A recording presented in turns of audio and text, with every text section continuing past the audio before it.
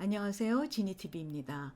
이탈리아 나폴리 인근에는 베수비오 화산은 20세기 초까지도 꾸준히 분출을 기록했던 아주 위험한 화산입니다.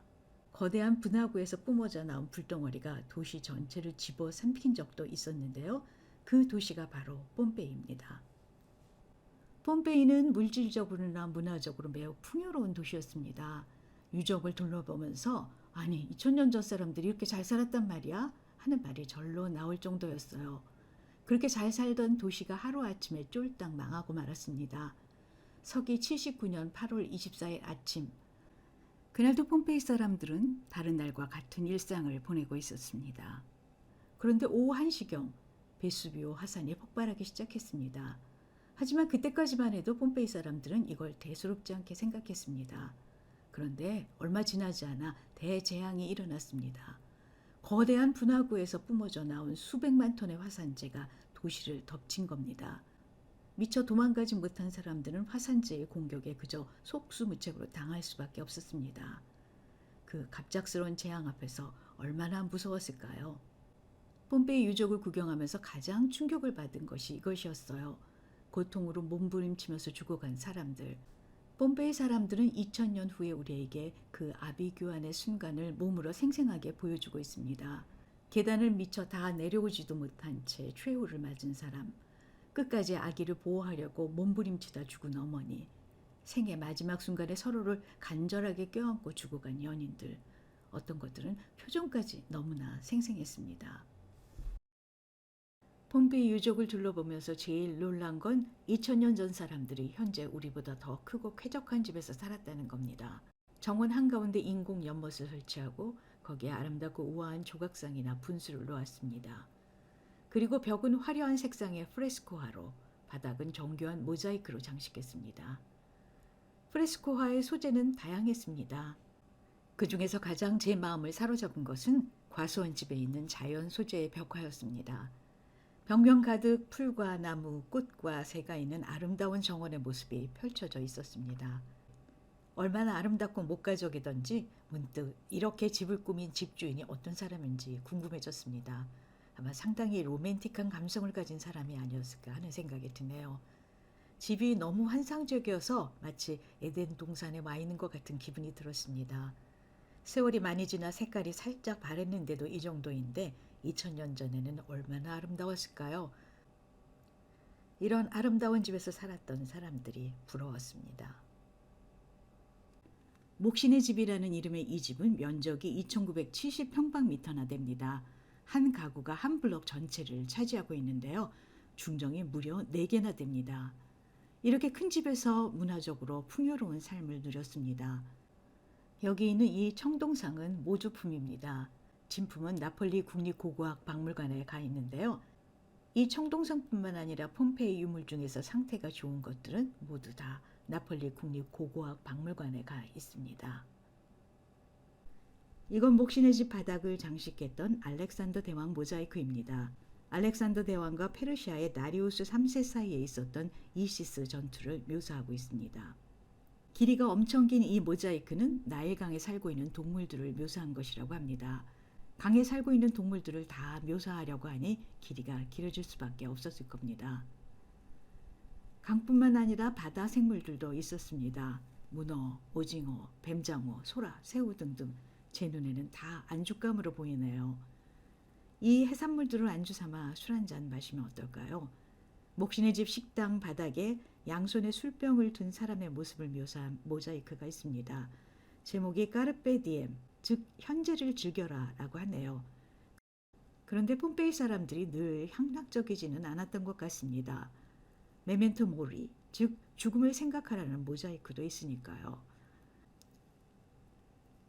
죽음을 기억하라는 모자이크 근처에 이렇게 색채가 아름다운 모자이크도 있었습니다. 아마 이 박물관에 전시되어 있는 폼페이 모자이크 중에서 가장 색채가 화려한 것이 아닐까 싶습니다. 그냥 보는 것이 즐거웠어요. 메멘토 모리 때문에 잠시 우울했던 기분이 단번에 좋아졌습니다. 디오니소스와 마이나스 사이에 있는 사제와 큐피드 모자이크는 폼페이의 첸타우르 집에서 발견된 겁니다. 정교함이 타의 추종을 불허하네요. 손톱보다도 훨씬 작은 조각들을 일일이 박아서 만들었기 때문인지 멀리서 보니까 그냥 그림 같아 보였습니다. 이 집의 이름은 황금 팔찌의 집입니다. 여기서 발견된 유골이 황금 팔찌를 끼고 있어서 황금 팔찌의 집이라고 부른다고 합니다. 이 집의 주인은 자신의 집을 낙원으로 꾸미고 싶었던 것 같습니다. 집안의 벽이란 벽을 몽땅 프레스코하러 도배를 했는데 그 중에서 가장 아름다운 것은 온갖 종류의 꽃과 나무, 새가 어우러진 정원 풍경을 담은 것이었습니다. 협죽도, 야자나무, 아이리스, 장미, 데이지, 양귀비 등 온갖 꽃들이 피어있는 정원에 비둘기, 참새, 제비, 황금꾀꼬리, 어치가 날아드는 장면이 환상적이었습니다. 지상 낙원이 있다면 아마 이런 곳이 아닐까 하는 생각이 들었어요. 하지만 이렇게 멋진 집에 살았던 사람도 베수비오의 저주를 피해갈 수 없었습니다. 이 집에서 4개의 유골이 나왔는데 학자들은 이들이 부모와 2명의 자녀로 이루어진 가족일 거라고 생각했습니다. 그런데 최근에 유골에서 나온 DNA를 분석한 결과 반전이 일어났습니다. 4명 중에서 3명이 남성이며 유전적으로 서로 아무 연관이 없는 남이라는 사실이 밝혀진 겁니다. 폼페이에서 가장 유명한 집은 베티의 집입니다. 이 집의 주인인 베티 형제는 본래 노예 출신이었습니다. 술 장사로 큰 돈을 번 형제는 돈을 내고 자유민의 신분을 샀습니다. 그리고 자신들의 재력을 과시하기 위해 크고 화려한 집을 지었습니다. 베티의 집에 들어서면 입구에 자신의 남근을 자랑하는 한 남자의 그림이 보입니다. 그림의 주인공은 로마 신화에 나오는 풍요의 신 프리아푸스입니다. 가축과 과일, 정원, 남자 생식 능력의 보호자인 프리아푸스는 영원히 죽지 않는 생식기를 가진 것으로 유명합니다. 이건 남자의 생산력을 상징하는 거죠. 밑에 놓인 과일 바구니 역시 이와 같은 의미를 갖고 있습니다. 그런데 베티 형제는 이렇게 낯뜨거운 그림을 누구나 볼 수 있는 집 입구의 벽에 그려 넣었습니다. 굳이 숨기려 하지 않았을 뿐만 아니라 오히려 허세를 부린 듯한 느낌마저 듭니다.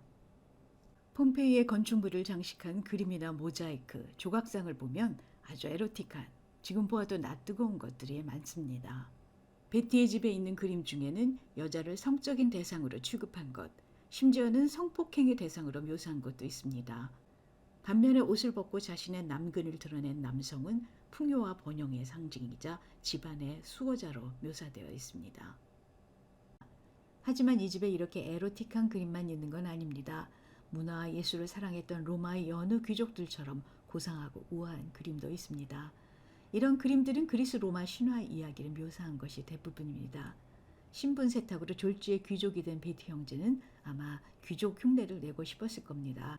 자기 집을 찾은 손님들에게 내가 음란한 그림만 좋아하는 게 아니야. 나도 귀족들처럼 고상한 취미를 가지고 있다고 이렇게 과시하고 싶었는지도 모르겠습니다. 폼페이에서는 매춘이 아주 성행했던 것으로 보입니다. 거리에서 사창가를 의미하는 남근 모양의 표시를 심심찮게 볼 수 있습니다.